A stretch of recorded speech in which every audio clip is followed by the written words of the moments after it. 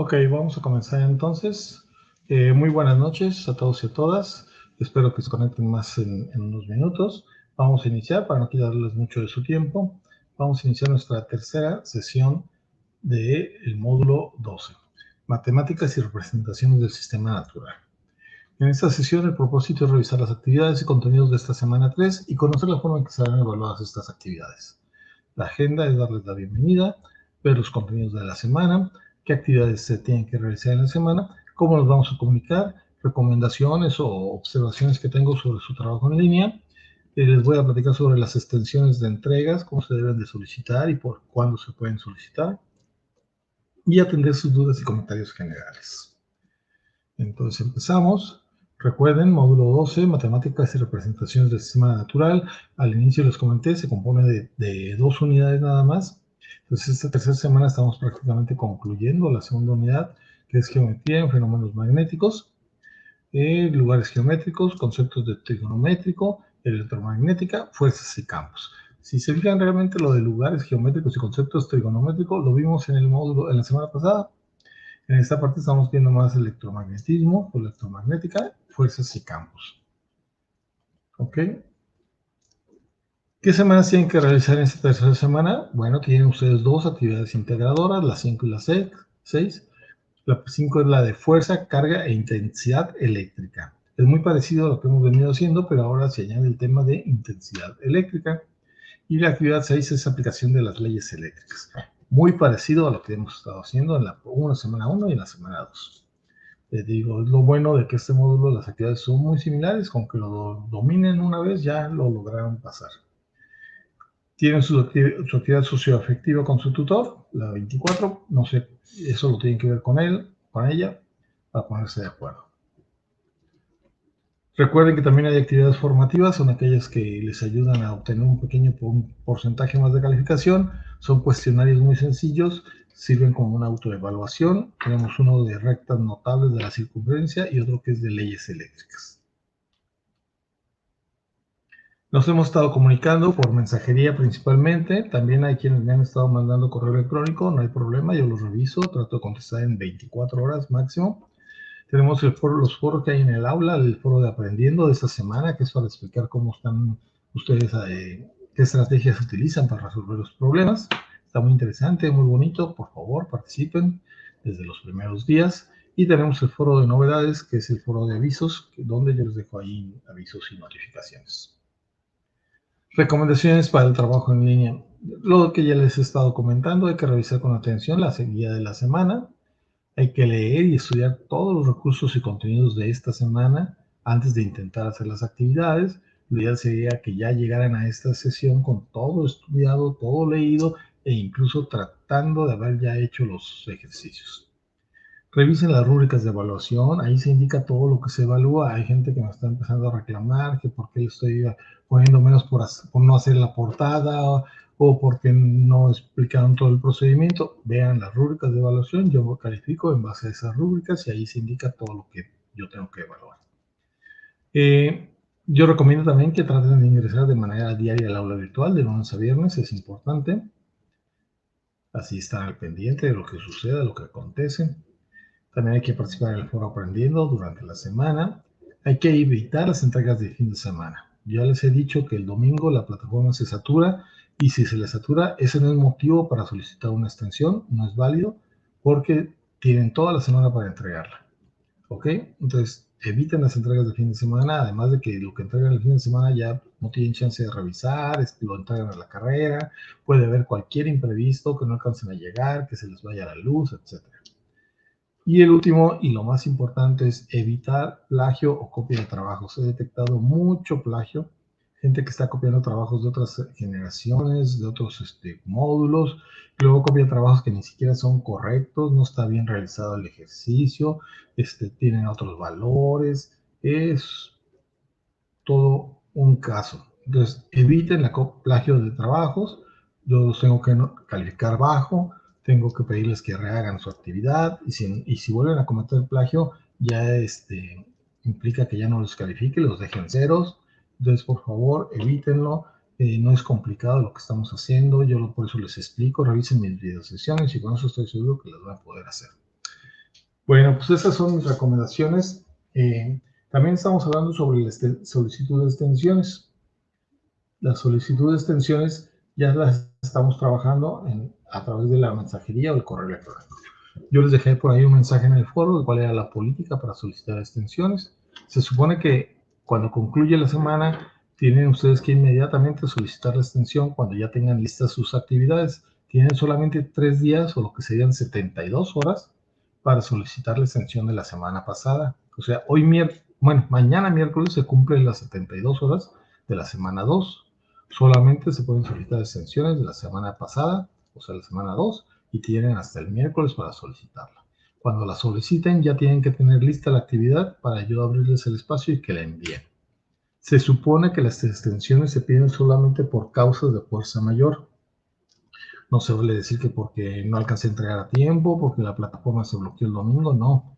Solamente en caso de que hayan tenido una enfermedad grave con justificante médico o solamente que ha existido lamentablemente la muerte de un familiar cercano. Pero traten de tener eso presente a la hora de que se atrasen, no se atrasen y no pidan extensiones si no tienen una justificación clara. La solicitud se hace a través de un mensaje en la plataforma o al correo. Yo prefiero que sea la plataforma porque ahí queda registrado y me pueden ver mis jefes y jefas que estoy trabajando. Pero también si lo hacen por correo les contesto igual en los mismos tiempos. Esas son mis recomendaciones. ¿Alguna duda, algún comentario hasta aquí de cómo hemos venido trabajando? ¿Algo que haya pendiente? A los que están en línea, ahorita conectados, que son poquitos, no hay ninguna duda, no hay ningún comentario. Pasaríamos a revisar las actividades integradoras si no tienen dudas. No quiero quitarles mucho de su tiempo. Vamos a pasar a revisar las actividades integradoras y me voy a estar regresando para ver si surge alguna duda, algún comentario. Entonces, ¿qué vamos a hacer en esta semana? Tenemos 2 actividades integradoras, muy similares a lo que hemos venido haciendo. La primera actividad integradora nos habla de Adriana, que se encontró un cristal precioso, no sé si era un cristal precioso o un precioso cristal. En el laboratorio de mineralogía se determina que el cristal está compuesto de 2 iones, aquí nos lo dibujan más o menos, los cuales se encuentran a una distancia de 5 micrómetros. Recuerden que 5 micrómetros se expresa como 5 por 10 a la menos 6 metros. Y las cargas de los iones, una es positiva de 5 microcoulombs y la otra es negativa de menos 7 microcoulombs, como se muestra en la figura. Aquí nos los muestran la piedra, aquí nos lo muestran allá afuera, cómo está una de este lado, la carga A, la carga B, el valor de cada una. Y entonces ya nos empiezan a preguntar, para conocer de mayor profundidad el estudio se requiere hacer lo siguiente. Hay que calcular la fuerza eléctrica entre el ion A y el ion B. Con base al resultado hay que indicar si los iones se atraen o se repelen y explicar por qué. Luego hay que responder hacia dónde va el ion A cuando se relaciona con su fuerza con la del ion B, a la izquierda o a la derecha y por qué. Luego nos dicen que dentro de esos iones se coloca un punto P que hace que se muevan y se separen 0.14 micrómetros, o sea que hay una distancia de 0.07 micrómetros entre el ion y el punto B, entre cada uno de los iones. Y entonces ya nos dicen, ahora determina la intensidad de campo eléctrico y nos dan a esta fórmula. La intensidad del campo eléctrico por lo general es sobre una carga, pero como aquí son 2, entonces se suman esas 2 cargas, la carga A con la carga B, se van a sumar y entonces ya se encuentra la intensidad del campo eléctrico.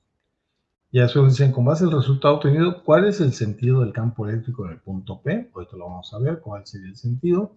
Y luego nos dice, con base en tus resultados y suponiendo que los iones A y B y el elemento P generan un campo magnético, realiza el bosquejo del campo que se determina entre los elementos. Justifica tu dibujo. Y ya después les hacen las preguntas abiertas donde les dicen que menciones 3 situaciones donde puedes observar campos magnéticos y la importancia de conocer su intensidad. Vamos entonces a resolver esta primera actividad integradora. Voy a dejar de compartir la aplicación que estaba compartiendo con ustedes. Y ahora voy a compartir mi pantalla completa. Permítanme un momento.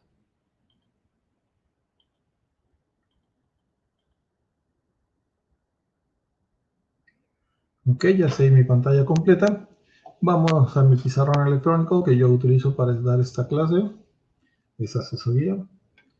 Y aquí yo ya tengo mi propuesta de las actividades integradoras 5 y 6. Carguen. Muy bien.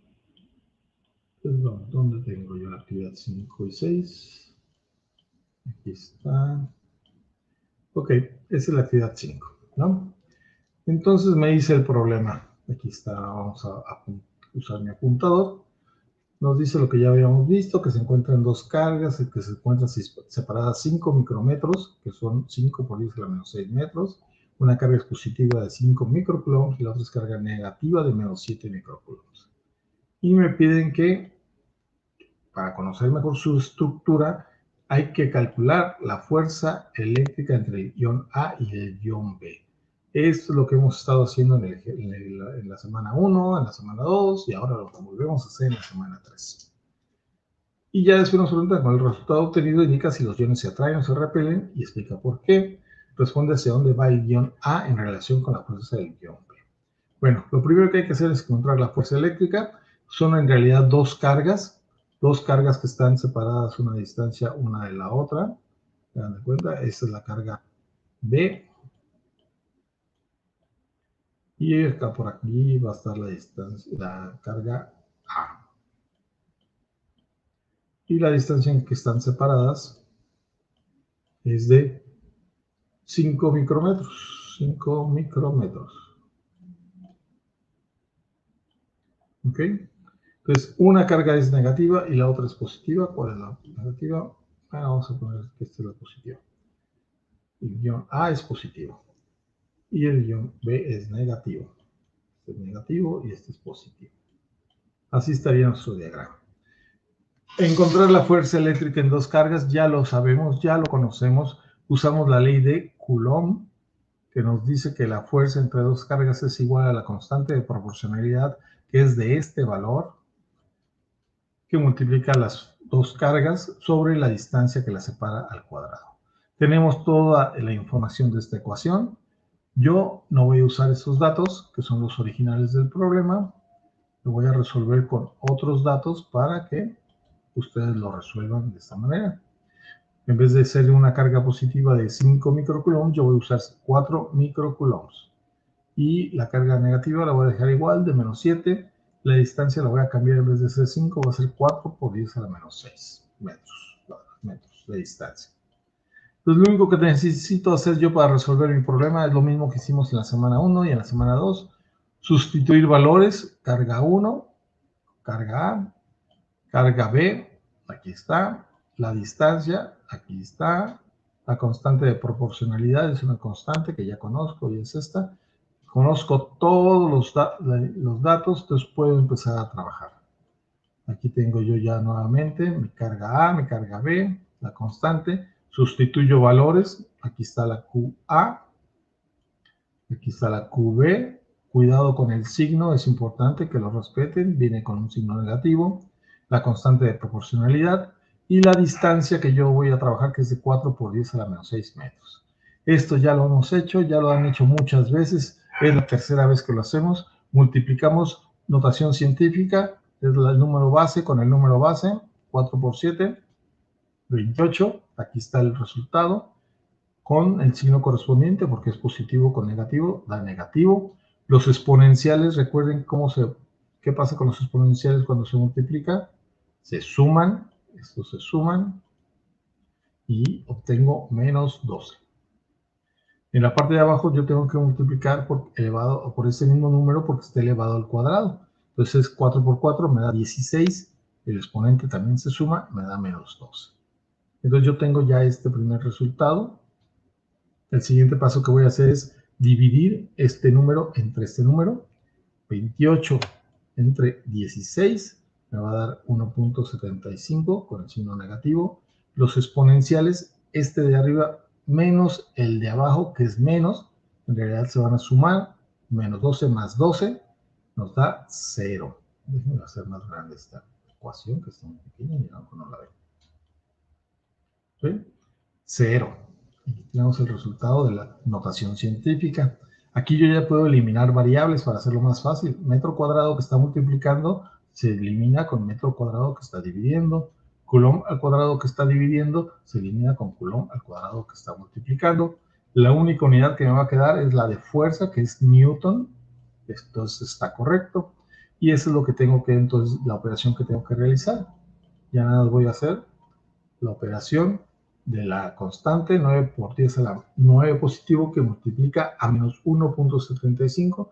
Y aquí yo ya obtuve la fuerza de A, del guión A y el guión B, que eso tiene un valor de menos 15.75 newtons. Eso lo hicimos en la primera semana, lo hicimos en la segunda semana y lo estamos haciendo en la tercera semana. Es exactamente lo mismo, es muy sencillito. Espero que no tengan problemas. Ok, vamos a continuar entonces. Ahora tenemos que con base al resultado indiquemos si los iones se atraen o se repelen. Bueno, no es tanto en base al resultado, es en base a las leyes de signos de cargas. Cuando tenemos, yo lo he dibujado aquí, cuando tenemos una carga positiva y tenemos por otro lado una carga negativa, signos de símbolo contrario tienden a atraerse. Es decir, este ion se va a tender a ir hacia acá y este tiende a irse hacia acá. Signos contrarios se atraen. ¿Ok? Entonces, realmente los símbolos, esta es la fuerza con la que se atraen y los iones se atraen. No se repelen, se van a atraer porque son de signos contrarios. Aquí lo volví yo a dibujar. Y después nos dice hacia dónde se va el ion A cuando se relaciona con la fuerza del ion B, a la izquierda o a la derecha. ¿Ok? El ion A es positivo y este es negativo.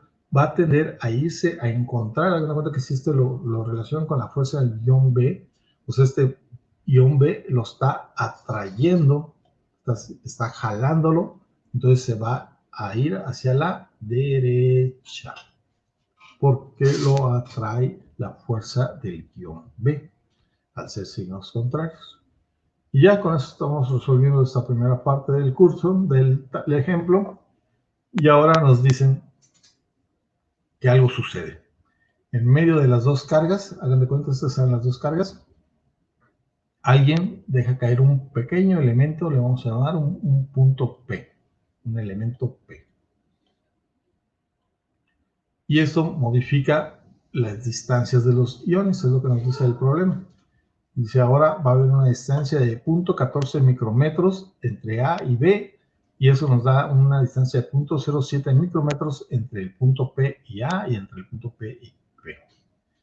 Ahora nos dicen, determina la intensidad del campo eléctrico en el punto P, originado por las cargas A y B. Y nos dicen que hay que usar esta fórmula para conocer la intensidad del campo eléctrico. Esta es la ecuación. Conocemos la carga 1, conocemos la carga 2. Ojo, no se están multiplicando, se suman, porque hagan de cuenta que en este punto P va a haber una coincidencia de fuerzas, porque este ion A tiende a irse hacia acá y este ion B tiende a atraerse hacia acá. Entonces, en este punto P, que es la misma distancia, las fuerzas que genera A y B se suman y se van a ver concentradas en el punto de P. Por eso se suman. ¿Ok? Entonces, ahora simplemente nada más hay que sustituir valores. Aquí yo les comparto un sitio donde explica la ley de Coulomb y pueden volver a revisar todos estos contenidos. Pero para resolver este problema, pues simplemente vamos a utilizar los valores de mi ejercicio. La carga del guión A, recuerden que yo estoy usando 4 positivo. La carga del guión B, estoy usando menos 7 microcoulombs. Y ahora la distancia que hay entre el punto P, esta es distancia al punto P.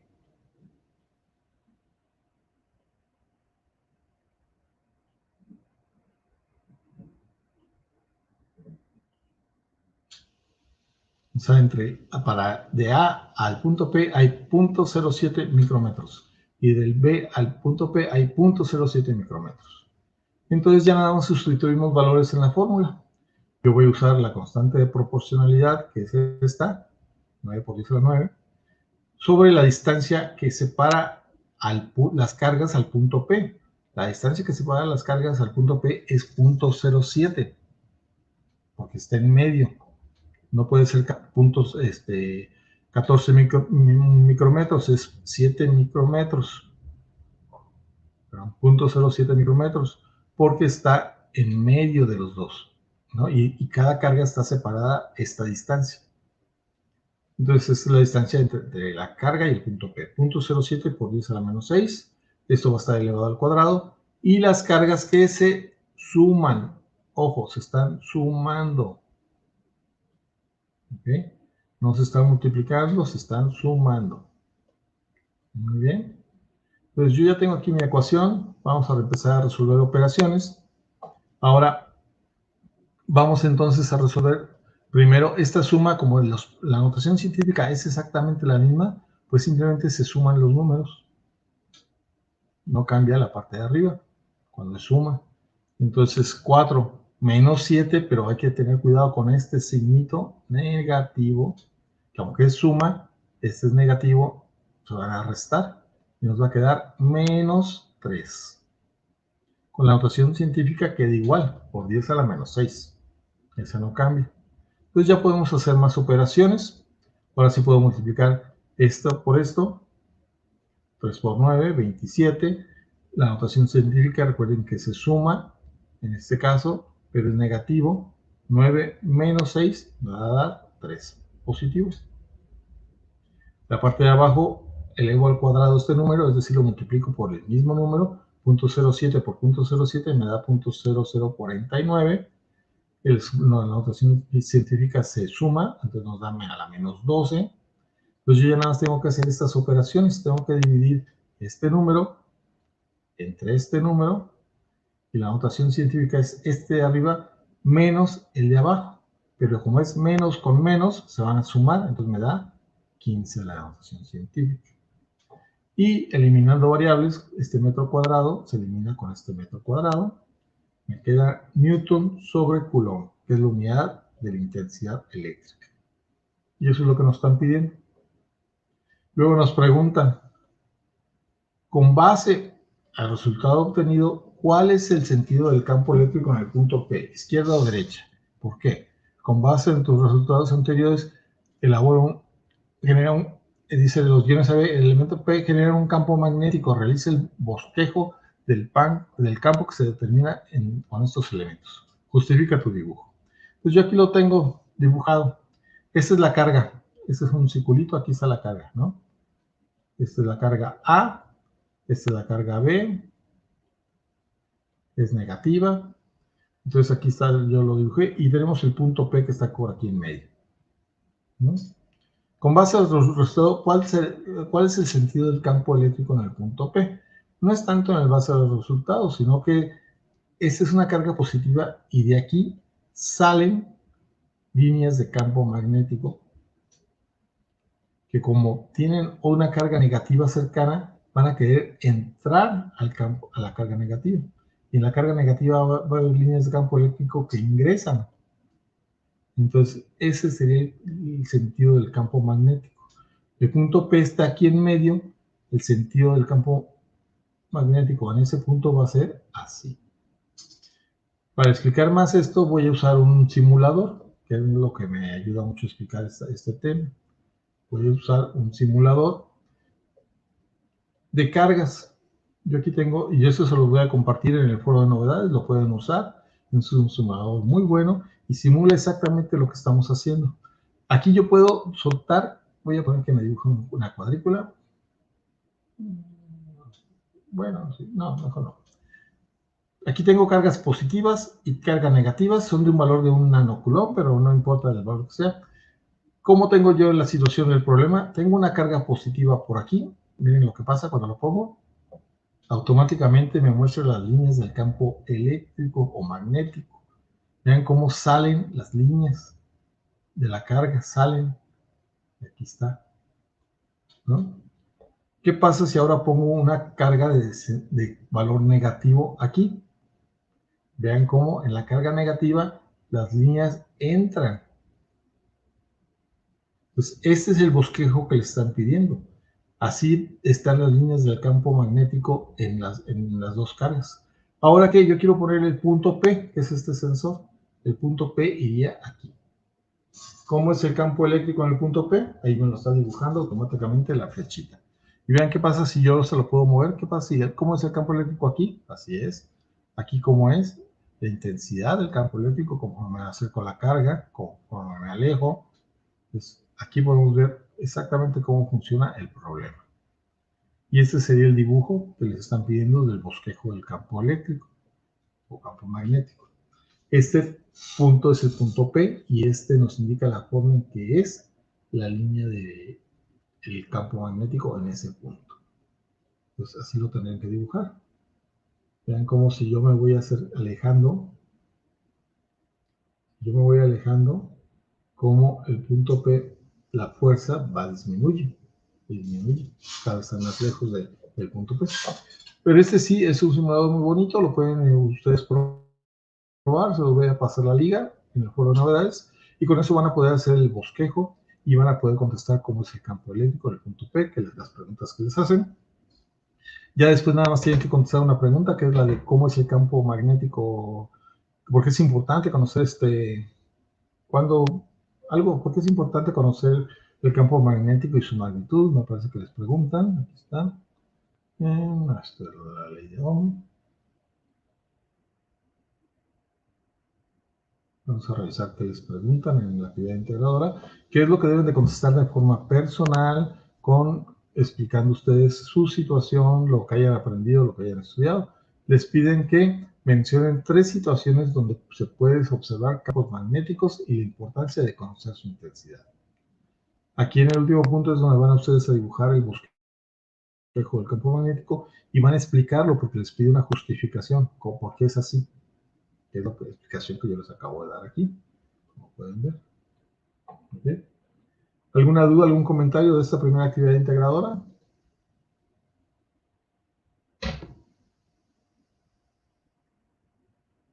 Está bien, Stephanie, gracias, bienvenida. Gracias por el aviso. Si no tienen dudas, comentarios, recuerden que la sesión queda grabada y pueden después revisarla con calma. Esta actividad es más sencilla que la de la semana pasada. La semana pasada era más pesada, más complicada. Vamos entonces a continuar con la siguiente actividad. Si les parece bien, de todos modos, si tienen dudas, recuerden que las pueden escribir aquí en el chat. ¿Okay?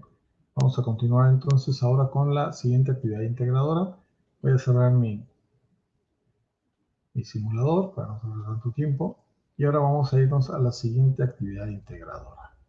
La siguiente actividad integradora, aquí está abajo. Perdón.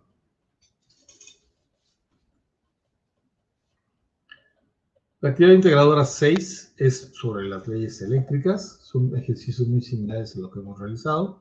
Nomás tienen ahí algunos truquillos. Tenemos un calentador eléctrico, no es de gas, es eléctrico. Tiene una resistencia por ahí eléctrica y hace que se caliente el agua. El calentador tiene una capacidad de 110 litros de agua, eso es importante conocer. Y funciona con una corriente de 20 amperes y 140 volts. El calentador calienta el agua de 15 a 50 grados en 1 hora 36 minutos. Y si suponemos que una familia está compuesta por 4 personas, usa aproximadamente 220 litros de agua caliente para bañarse y el costo del kilowatt hora es de 2.80. Primero nos preguntan, ¿cuál es la potencia eléctrica del calentador en kilowatts? Recuerden que yo voy a usar otros datos un poco diferentes a los del problema original. Voy a usar estos datos que estoy aquí escribiendo. Estos datos de aquí yo voy a usar, son un poco diferentes, pero el procedimiento es el mismo. Yo tengo primeramente que la ley de Watt me dice que la potencia es igual al voltaje por la corriente. Yo conozco el voltaje y conozco la corriente de mi problema. Yo voy a usar este voltaje y voy a usar esta corriente. Solamente sustituyo sus valores, potencia es igual a voltaje por corriente, pongo el voltaje que voy a usar, pongo la corriente, realizo la multiplicación y me da la potencia en watts, 4200 watts. Pero el problema me dice que lo quieren saber en kilowatts. Recuerden que para convertir a kilowatts solamente se divide entre 1000, ya tengo kilowatts. Resuelto el primer punto. Luego me dicen, ¿cuál es la energía que gasta el calentador en media hora? ¿Cuál es la energía? Yo sé que el calentador gasta 4.2 kilowatts, perdón, pero me preguntan la energía, y la energía es esta fórmula, es potencia por el tiempo, es decir, el tiempo el que está desarrollándose, porque la despejé desde aquí, potencia es igual a la energía sobre el tiempo, pues entonces ahora la energía es potencia que multiplica al tiempo. Yo tengo que mi potencia es de 4.2 kilowatts, aquí falta un puntito, ¿no? Y el tiempo es media hora se escribe como 0.5 de hora. Entonces sustituyo en la fórmula 4.2 kilowatts, porque debe estar en kilowatts, y el tiempo que es en horas es media hora, o sea, es 0.5 de hora, lo multiplico y me da 2.1 kilowatt hora. Ya se le añade la unidad de tiempo, porque esa es la energía por horas. 2.1 kilowatt hora, y esto es lo que me están preguntando. Luego tienen que hacer ustedes aquí una grafiquita con esos valores. Les dicen, grafica el resultado de la energía que gasta el calentador y explícala. Eso ustedes hacen un plano cartesiano, utilizan algún programa como GeoGebra o algo para graficar. Eso es lo que estamos viendo también en el Voy Aprendiendo. Y ustedes van a terminar dibujando un plano cartesiano. Recuerden que es XY. Este es X. Este es Y. En un eje van a tener el tiempo. Y en el otro eje van a tener los kilowatts, ¿no? Entonces, ustedes van a ir marcando el kilowatts hora, perdón. Y entonces aquí, cuando sea 0.5, son 2.1. Lo pueden calcular para 0.5, para 1, que van a ser 4.2, sería 4.2. Y van a ir construyendo una gráfica.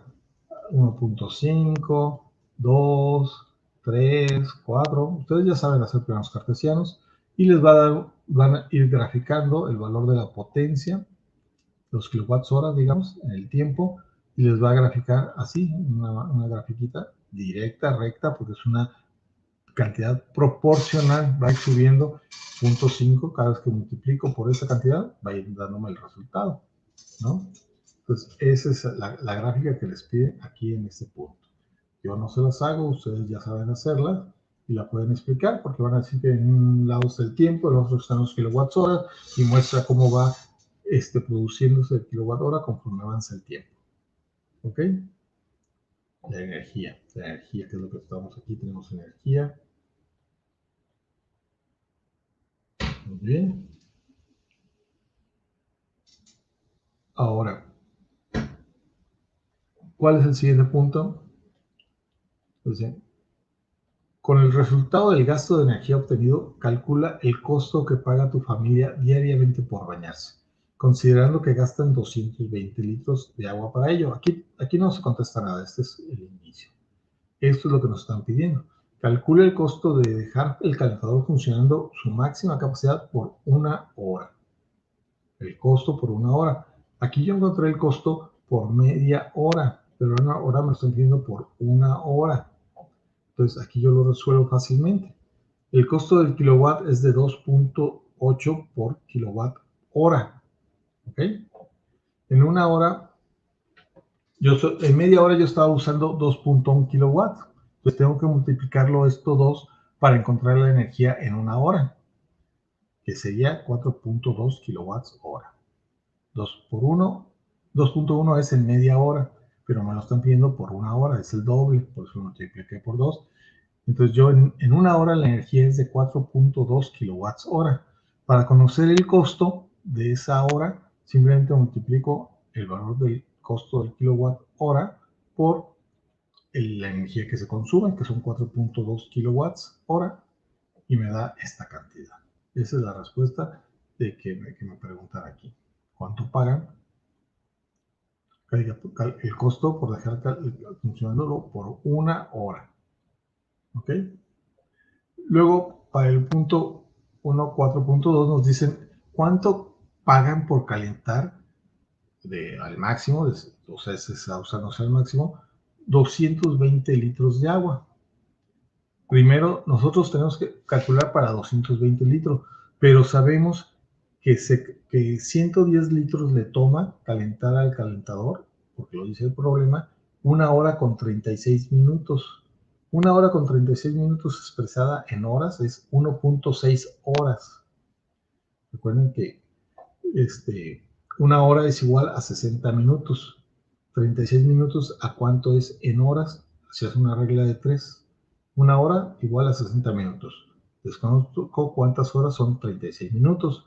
Se multiplica este valor con este y se divide entre este. Y de esa manera obtengo el valor en horas de 36 minutos y es 0.6, por eso lo apunté aquí. Es 1.6 horas.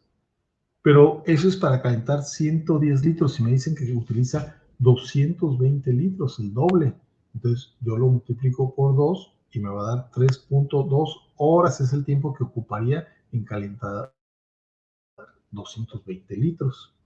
Sabiendo que va a ocupar 3.2 horas, simplemente vuelvo a calcular la energía para esas 220 litros, que sería lo que me cuesta la energía, el que diga los watts que consume a máxima potencia, que es 4.2 kilowatts, el tiempo que estaría prendido, que son 3.2 horas, me da que son 13.44 kilowatts hora la energía. Pero yo sé que la energía cuesta 2.80 el kilowatt, entonces lo multiplico por los kilowatts que tengo y el resultado es este. 37.6 pesos es la respuesta a la segunda pregunta de cuánto paga uno por calentar 220 litros de agua. ¿Ok? Hasta ahí estaría resuelto esta primera parte del problema y ya después vamos a resolver lo que sigue, que es más sencillo.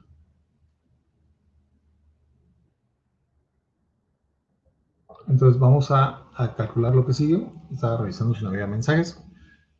El siguiente problema pareciera un poco confuso, pero no lo es sencillo. Dice, si la resistencia del calentador se avería, es como el problema de la plancha de la señora Mago, ¿qué valor deberá tener la resistencia para que funcione a una capacidad de 220 litros? Ojo, es que es donde hay que tener cuidado.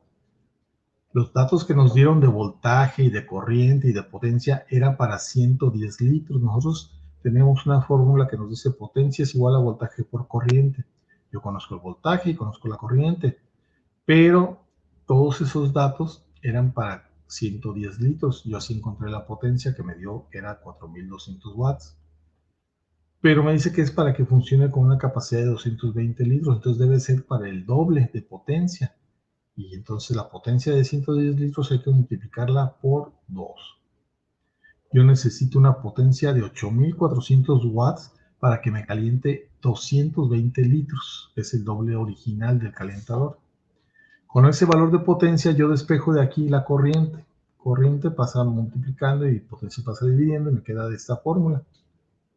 Corriente es igual a la potencia sobre el voltaje. El voltaje no cambia, es el mismo que hemos venido usando. La potencia para 220 litros sería 8400 watts. El voltaje me da una corriente de 60 amperes. Quiere decir que la corriente que va a circular va a ser 60 amperes. Yo tengo ya corriente, voltaje. Puedo usar la ley de Ohm que me dice que el voltaje es igual a resistencia por corriente. Eso es lo que nos dice la ley de Ohm. Yo de aquí puedo despejar el valor de R pasando la corriente para este lado, que está multiplicando, pasa dividiendo, y me queda esta fórmula. Resistencia es igual a voltaje sobre corriente. Déjenme hacerlo más grande, no sé por qué soy tan chicato. Ok.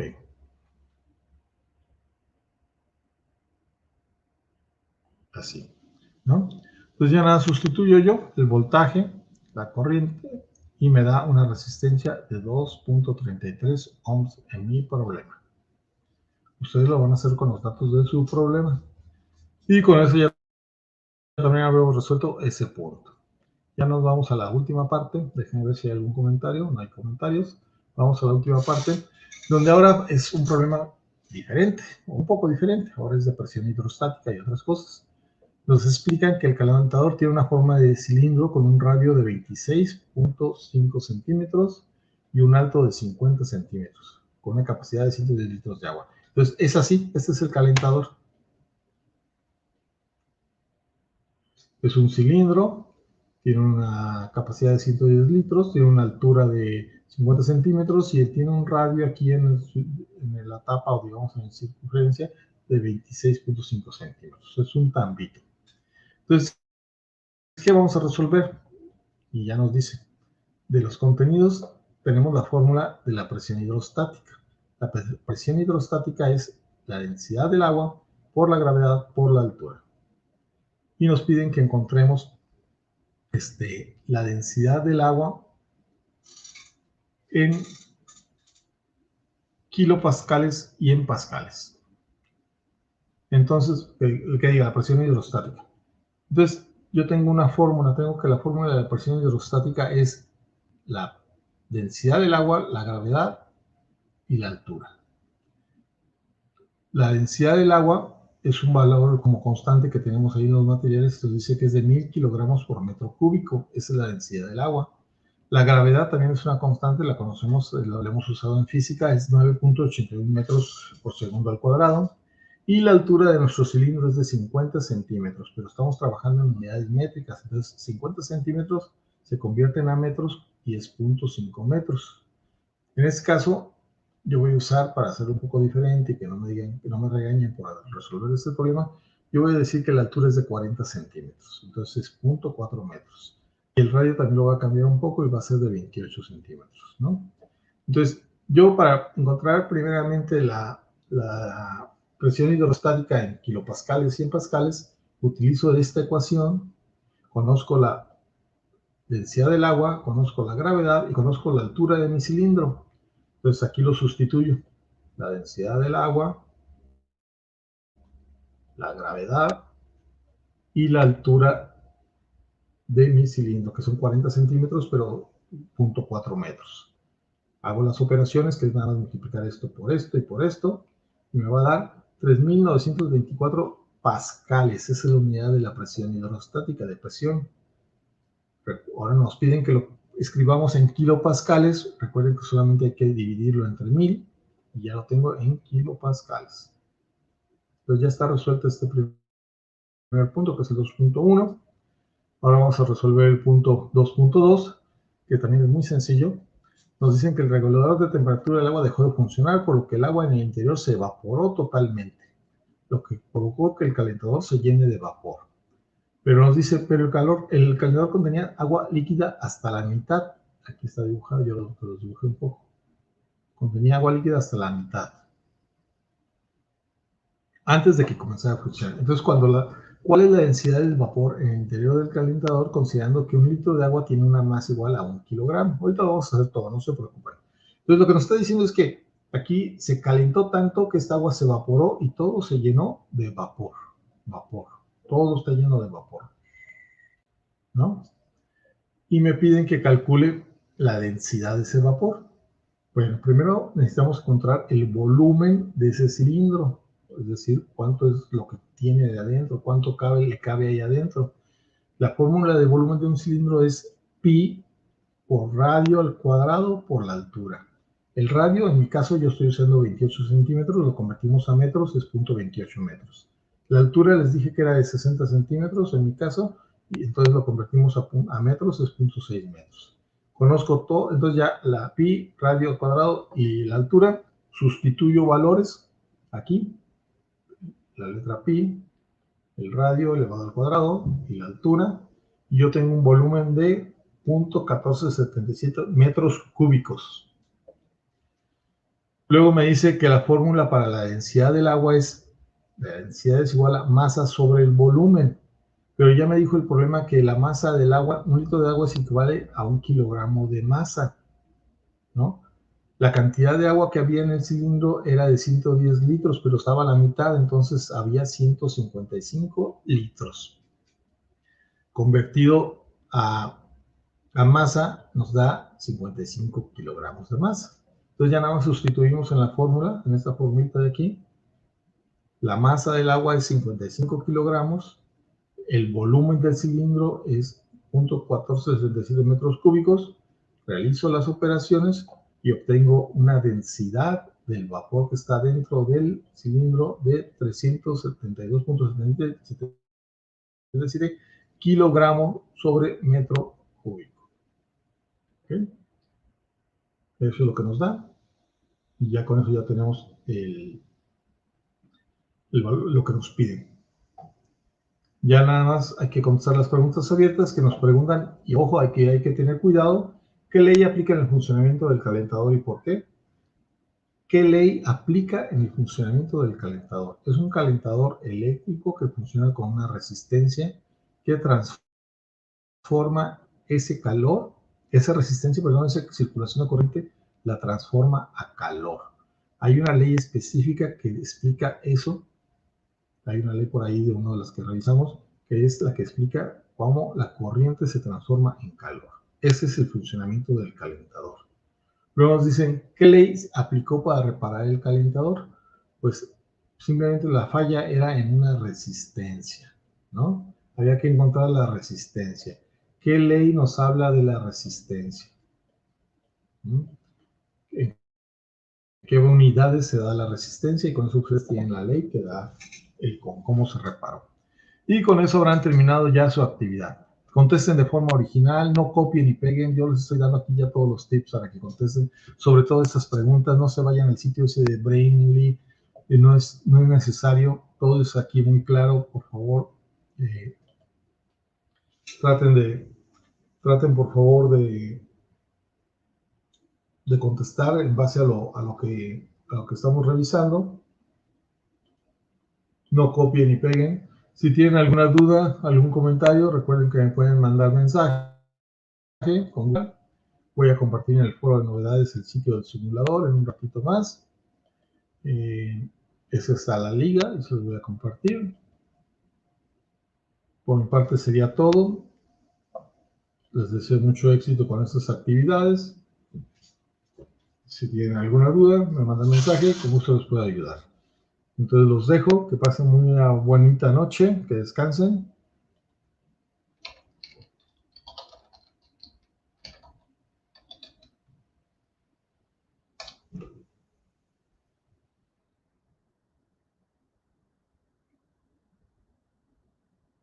No tuvieron ya ninguna duda, ningún comentario. Que pasen buenas noches, que descansen, nos vemos en el aula. Hasta pronto.